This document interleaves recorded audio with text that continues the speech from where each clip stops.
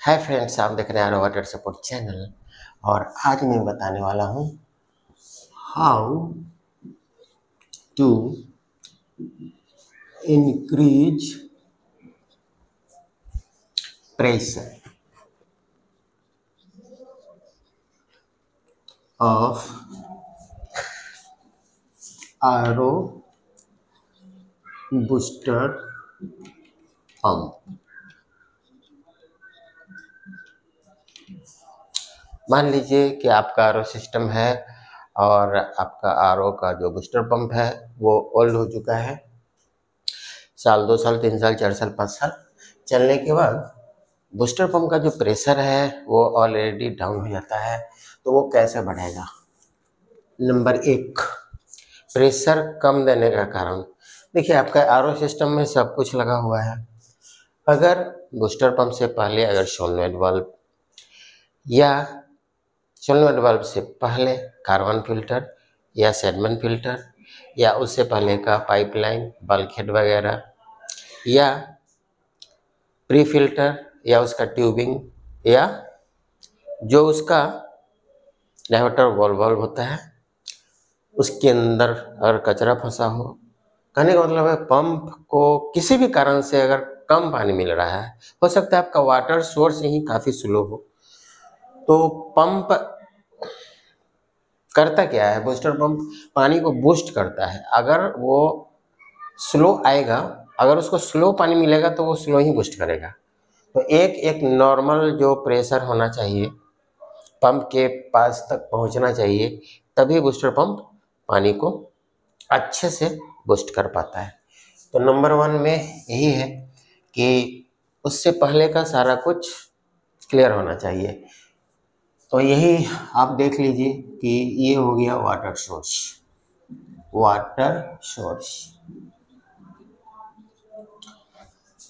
Booster pump से पहले जो भी आरओएस पर लगा रहता है वो सब कुछ सही फ्लो में पानी देना चाहिए, और जो वाटर सोर्स है इनलेट वाटर सोर्स वो भी सही होना चाहिए। ऐसा नहीं कि इनलेट वाटर सोर्स ही बिल्कुल कम है, उस स्थिति में बूस्टर पंप पानी अच्छा से फ्लो नहीं कर पाता है। तो उसको आपको देख लेना है कि क्यों नहीं है। हो सकता है कि जो स्टोरेज टैंक हो वही काफ़ी कम हाइट पर रखा हुआ हो, या उसी के पाइपलाइन में कम पानी आ रहा हो। टैप का जो पाइपलाइन है ओवरहेड टैंक के बाद का जो भी पाइपलाइन वगैरह है, हो सकता है कि जो पीवीसी का पाइपलाइन है वही पाइपलाइन चौक है या काफ़ी पतला है, यानी कि किसी भी कारणवश अगर पंप को इनलेट प्रेशर कम मिलेगा तो पंप कम ही पानी फ्लो करेगा। एक तो ये मैटर हो गया। दूसरा, देखिए पंप में जो इशू आता है जनरली आरओ मेम्ब्रेन के कारण या सोलेनोइड वाल्व के कारण ज़्यादा देखा गया है। ऐसे तो सेडमेन कार्बन भी स्लो हो जाता है, फिर भी पंप चल रहा है।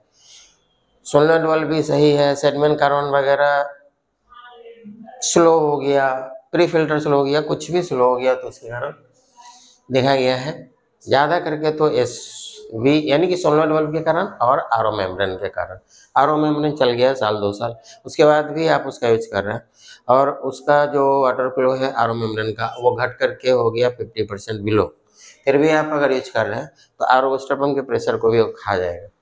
होता क्या है कि पंप ज़्यादा लोड लेगा, ज़्यादा गर्म होगा तो क्या होगा, उसका बियरिंग वगैरह का जो ग्रीजिंग वगैरह है वो सूख जाएगा, फिर पंप का आरपीएम कम हो जाएगा।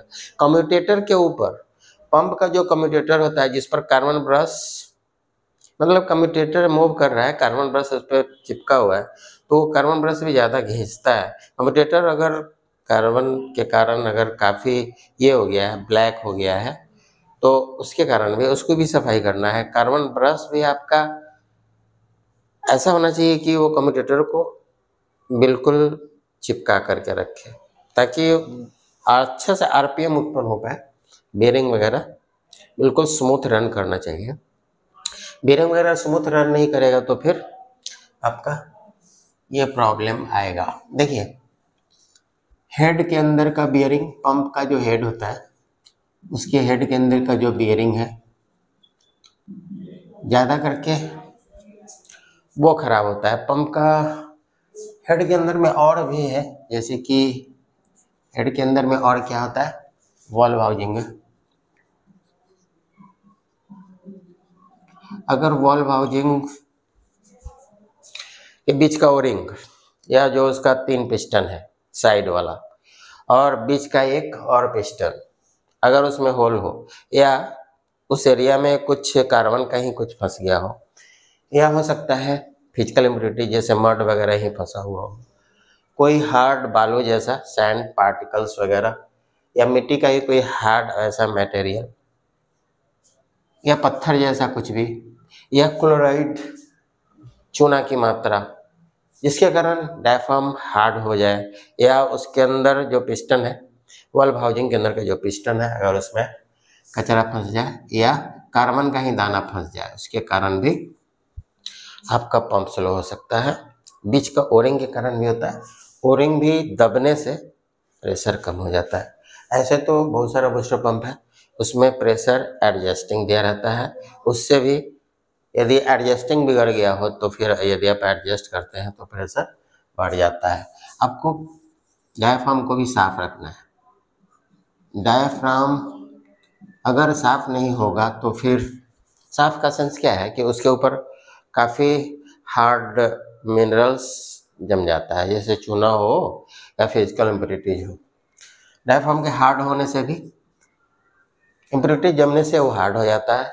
ऐसे डायफ्राम कट भी जाता है, जिसके कारण लीकेज वगैरह होता है। लीकेज वगैरह भी होगा, या उसका जो एल्बो वगैरह है, बूस्टर पंप का जो हेड में जो एल्बो डालते हैं, अगर इस एल्बो के अंदर कचरा हो तो उससे भी पंप का प्रेशर कम हो जाता है। तो आप उसको क्लियर करके या न्यू एल्बो वगैरह इंस्टॉल करके प्रेशर बढ़ा सकते हैं। तो आरपीएम पंप का सही होना चाहिए। हेड के अंदर का पिस्टन वगैरह भी आपको देख लेना है, अगर उसमें होल हो जाता है तो उससे भी कम प्रेशर आएगा। डायफ्राम सही है, लेकिन पिस्टन में होल हो गया। वाल्व हाउसिंग के अंदर जो 3 साइड में पिस्टन होता है और एक बीच में होता है, वो चारों सही सलामत होना चाहिए, वो देख लेना है। पिस्टन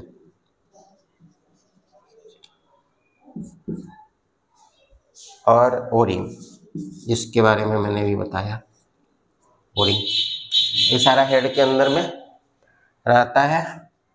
और भी बहुत सारा कारण है, जैसे देखिए बूस्टर पंप है, उसको जो पावर मिलना चाहिए अगर वो पावर कम मिल रहा हो किसी भी कारणवश से, अगर उसको सही से 24 वोल्ट डीसी का पावर नहीं मिल रहा हो इसी कारण में, एसएमपीएस में भी फॉल्ट वगैरह होता है, उसके कारण भी हो सकता है। और भी कई कारण है। बूस्टर पंप का प्रेशर बढ़ाना है, मान लीजिए कि वाल्व हाउसिंग भी आपने सही कर दिया, ओरिंग वगैरह भी सही कर दिया, पिस्टन वगैरह भी सही कर, फिर भी प्रेशर नहीं आ रहा है। आपको देखना है आर्मेचर का जो बीच वाला शाफ्ट होता है लोहा का, उसमें आप हेड को निकाल के आप उसमें करंट दे दीजिए और उसको देखिए पकड़ के। आप पूरा का पूरा खोल करके हर चीज़ तो इलाज नहीं कर सकते ना, उसको पकड़ के अगर देखिए, अगर वो पकड़ में आ रहा है पावर देने के बाद, इसका मतलब है कि उसका कार्बन ब्रश छोटा हो गया है, वो अच्छे से कम्यूटेटर के ऊपर चिपका हुआ नहीं रहता है, अच्छा आरपीएम नहीं बना पा रहा। अच्छा से मतलब उसको पावर नहीं मिल पा रहा है। पावर का सेंस है कि जो उसको डीसी पावर देते हैं 24 वोल्ट डीसी का, वो अगर नहीं मिल पा रहा है उस स्थिति में, तो आपको देख लेना है कि कार्बन ब्रश वगैरह सही सलामत होना चाहिए। और कम्यूटेटर की सफाई, कम्यूटेटर क्लीनिंग, और भी पॉइंट हो सकता है बियरिंग।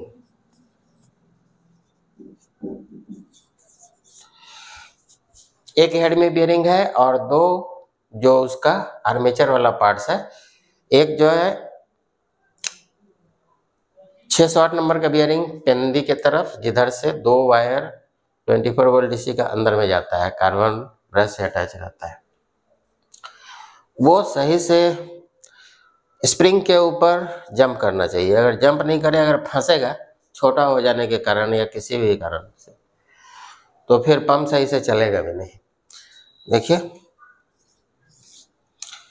पंप के हेड के अंदर एक और पार्ट्स रहता है, मुझे इसमें ही ऐड करना था, कोई बात नहीं है, मैं नीचे लिखता हूँ तत्काल, थोड़ा सा मेरे पास जगह है।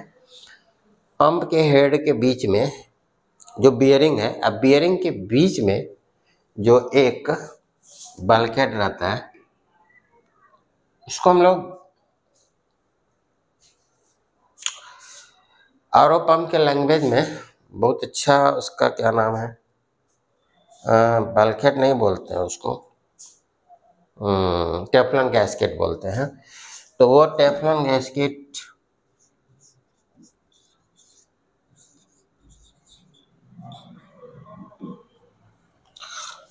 बियरिंग के बीच में जो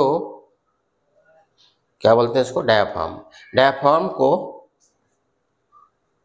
पूरा का पूरा तो वो मूव करता है शाफ्ट, लेकिन जो डायाफ्राम है, वॉल्व हाउसिंग और उसका जो अपर हाउसिंग है वो ब्लैक वाला या वाइट वाला, अपर हाउसिंग, वॉल्व हाउसिंग ब्लैक वाला, प्लास्टिक का वो पार्ट्स जिसके साइड में 3 आपका पिस्टन लगा रहता है, और बीच में भी एक बड़ा सा पिस्टन और ओरिंग वगैरह लगा रहता है। ओरिंग वगैरह दबा नहीं होना चाहिए, मैंने इसे बता दिया। टेफ्लॉन गैस्केट के बारे में मुझे ये बताना था कि वो हेड के बियरिंग में फ्री नहीं होना चाहिए। अगर फ्री हो जाएगा, वो उसमें टाइट होता है, अगर वो फ्री हो जाएगा तो इस ढंग से ऐसा ऐसे मूव करेगा ना, तो फिर डायाफ्राम सही से वर्क ही नहीं कर पाएगा। तो उस स्थिति में पानी आगे की तरफ बूस्ट ही नहीं कर पाएगा पंप। तो इन सारी चीज़ों पर ध्यान रखना पड़ता है। अभी मेरे दिमाग में भी जितना आया, अपने एक्सपीरियंस के आधार पे जो मैं काम करता हूँ ऑन स्पॉट, उसके आधार पे जो भी प्रॉब्लम मुझे दिखा और अभी मेरे जो याददाश्त में अभी आया, तो मैंने उसके हिसाब से आपको शेयर कर दिया। तो इन सारी चीज़ों पर आप ध्यान रखेंगे तो मैं समझ रहा हूँ ये वीडियो आपके लिए हेल्पफुल होने वाला, इसलिए आप इसे लाइक कर लीजिए, शेयर कीजिए और कमेंट कीजिए। और यदि आप मेरे आर वाटर सपोर्ट चैनल की वीडियो को पहली बार देख रहे हो, तो आप मेरे इस चैनल को जरूर सब्सक्राइब कीजिए और बेल आइकन पे हिट कर दीजिए। Thanks for watching this video.